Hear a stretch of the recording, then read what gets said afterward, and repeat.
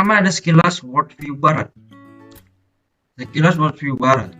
Kata worldview atau dalam bahasa Jerman Weltanschauung yang berarti pandangan hidup. Menurut Ninian Smart, worldview ialah kepercayaan, perasaan, dan apa yang dapat dalam pikiran orang yang berfungsi sebagai motor bagi keberlangsungan dan perubahan sosial dan moral. Worldview ialah segala sesuatu di dalam diri manusia yang difungsikan sebagai penggerak atau pengendali dalam kehidupan mereka dalam berbagai aspeknya. Dapat disimpulkan, menurut Smart Worldview, bertitik tumpu pada kekuatan manusia dalam merespon, menerima, dan mengaplikasikan potensi dalam dirinya untuk difungsikan sebagai motor kehidupan. Lahirnya worldview bukanlah secara tiba-tiba, tapi kelahirannya melewati tahap yang panjang melalui berbagai aktivitas. Aktivitas tersebut diantaranya adalah aktivitas agama, budaya, kultur, tradisi, kepercayaan, dan lain-lain. Ada juga yang terlahir melalui aktivitas ilmiah, melalui aktivitas agama, budaya, kultur, tradisi, kepercayaan. Maka lahirlah worldview natural. Melalui aktivitas ilmiah inilah lahir pandangan hidup saintifik yang diklaim sebagai worldview Barat. Worldview Barat berawal dari saintifik yang berbentuk suatu komunitas keilmuan, lalu terbangunlah struktur keilmuan, kemudian terbentuk mekanisme keilmuan dari mekanisme tersebut. Tersebarlah beberapa ilmu dasar, kemudian diklarifikasi agar lebih mudah. Dari beberapa rentetan tersebut, maka lahirlah worldview Barat. Worldview Barat bercorak saintifik yang bersifat empiris, yang mana mencakup pada unsur kemanusiaan tanpa keutuhan. Worldview Barat berkutat di dalam suatu yang bersifat manusiawi dan materi atau fisik semata. Yang kedua ada konsep Islamic worldview. Worldview Islam adalah cara pandang seorang muslim mencakup aspek batin dan aspek jasad secara menyeluruh atas realitas dan kebenaran, yang melingkupi aspek yang terlihat maupun tak terlihat. Jika worldview Barat berawal dari komunitas ilmuwan, sementara worldview Islam berasal dari wahyu atau pesan Tuhan. Worldview Islam bersifat empiris dan metafisik, karena worldview Islam mencakup kedua unsur, kebutuhan dan kemanusiaan. Worldview dalam Islam memiliki dimensi makna sepadang dengan al-mabda al-islami atau at-tashawur al-islami atau riyatul islami lil wujud atau bahkan nasharat al-islamiyah. Berdasarkan terminologi tersebut dapat kita pahami secara bahasa, nampaknya worldview merujuk kepada sebuah sistem pandangan hidup. Menurut Profesor Syekh Muhammad Nahwid Al-Attas, Islam memiliki worldview pandangan alam, pandangan hidup yang berbeda dengan pandangan hidup agama atau peradaban lainnya. Al-Attas menjelaskan beberapa karakteristik pandangan hidup Islam, di antaranya ialah: satu, berdasarkan kepada wahyu. Yang kedua, tidak semata-mata merupakan pikiran manusia mengenai alam fisik dan keterlibatan manusia dalam sejarah, sosial, politik, dan budaya. Dan yang ketiga, tidak bersumber dari spekulasi filosofis yang dirumuskan berdasarkan pengamatan dan pengalaman indrawi. Yang keempat, mencakup pandangan tentang dunia dan akhirat. Yang ketiga ada konsep tauhid.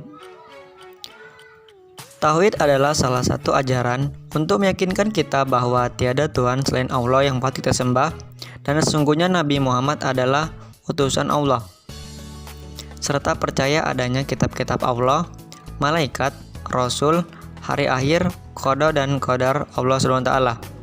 Konsep tauhid yang menjadi dasar filosofis ini mengajarkan dua ajaran utama dalam ekonomi. Pertama, semua sumber daya yang ada di alam ini merupakan ciptaan dan milik Allah secara absolut, mutlak dan hakiki. Kedua, Allah menyediakan sumber daya alam yang sangat banyak untuk memenuhi kebutuhan manusia. Keempat, ada konsep Rasul dan Nubuwah. Menurut Sayyid Hussein Affandi Al-Jizr, istilah Rasul memiliki arti manusia yang mendapatkan tugas khusus dari Allah SWT untuk menyampaikan pesannya. Rasulullah yang mendapatkan wahyu memiliki kewajiban untuk mengajarkan kepada umatnya, sedangkan yang dimaksud dengan Nabi yaitu ialah manusia yang mendapatkan wahyu dan tidak memiliki kewajiban untuk menciarkan kepada umat manusia. Konsep Nabi dan Rasul adalah salah satu daripada prinsip utama dalam Islam. Konsep ini berkaitan dengan konsep keadilan Tuhan, karena Tuhan yang Maha Adil yang menciptakan sekalian makhluk terutama manusia. Kehadiran Nabi dan Rasul sangat penting khususnya pada masyarakat, manusia dan makhluk-makhluk Tuhan yang lain. Oleh karena itu, Tuhan yang bersifat dengan segala sifat yang sempurna mencipta sekalian makhluk di muka bumi termasuk manusia. Yang kelima, konsep manusia atau khalifah. Khalifah yaitu manusia yang secara silih berganti sebagai wakil Allah yang memegang kekuasaan di bumi untuk melaksanakan hukum Allah dan menegakkan keadilan melalui para nabi dan rasul, semenjak dari nabi pertama Nabi Adam alaihissalam sampai nabi terakhir Nabi Muhammad SAW. Allah telah mempercayakan kebenaran, kemajuan, kemakmuran pada manusia dan mempercayai manusia dapat memikul amanat kebenaran, kemajuan dan kemakmuran itu sehingga diberi posisi dan kedudukan sebagai khalifah. Setiap kebajikan yang dilakukan manusia atas kehendak dan pilihannya itu merupakan kemuliaan. Malaikat yang bertabiat tunduk tidak dapat mencapai kemuliaan itu. Untuk itu ada dua argumentasi manusia dijadikan khalifah di muka bumi yang dapat dikemukakan, yaitu yang pertama, kemuliaan manusia pertama Nabi Adam alaihissalam yang dapat digambarkan adanya perintah Allah supaya malaikat bersujud kepada Nabi Adam alaihissalam. Tidak lain karena kekhususan Nabi Adam alaihissalam yang memiliki ilmu pengetahuan yang berbeda dengan ilmu pengetahuan malaikat yang tidak memungkinkan karena dari usaha sendiri. Yang kedua, kekhalifahan Nabi Adam alaihissalam di muka bumi ini adalah karena mempunyai kemungkinan untuk dibebani amanat kemanusiaan serta bertahanjawaban dari amal usahanya, serta rentetan-rentetan cobaan berbeda dengan malaikat yang ditakdirkan dengan patuh dan bebas dari godaan-godaan.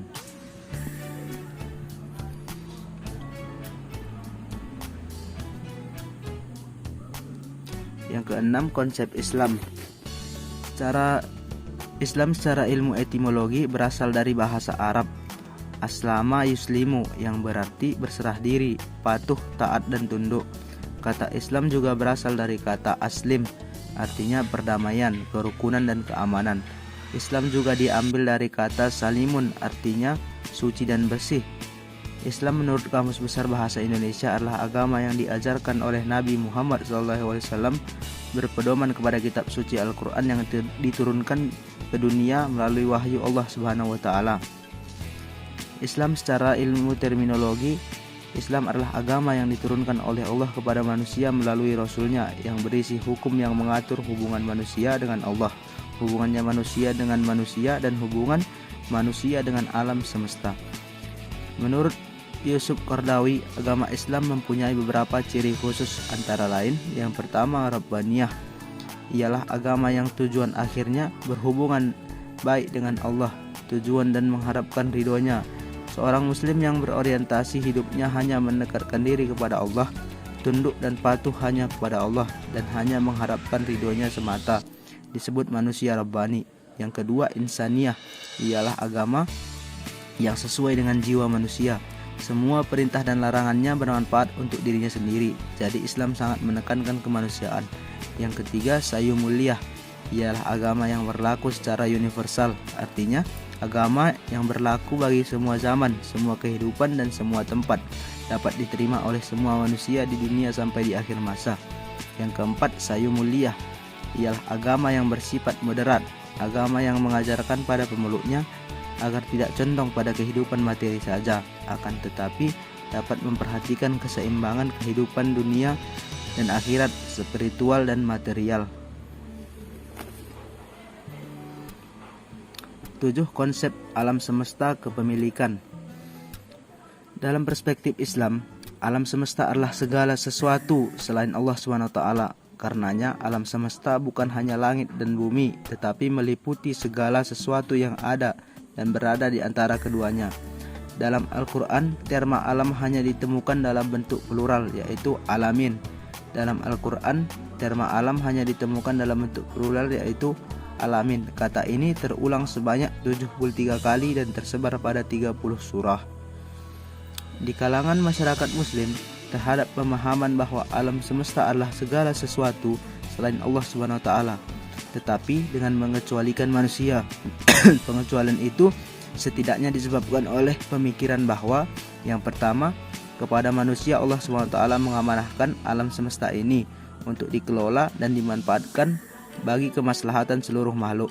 Yang kedua, untuk berkemampuan mengelola dan memanfaatkan alam semesta, kepada manusia Allah SWT anugerahkan akal. Akal ini diberikannya kecuali hanya kepada manusia.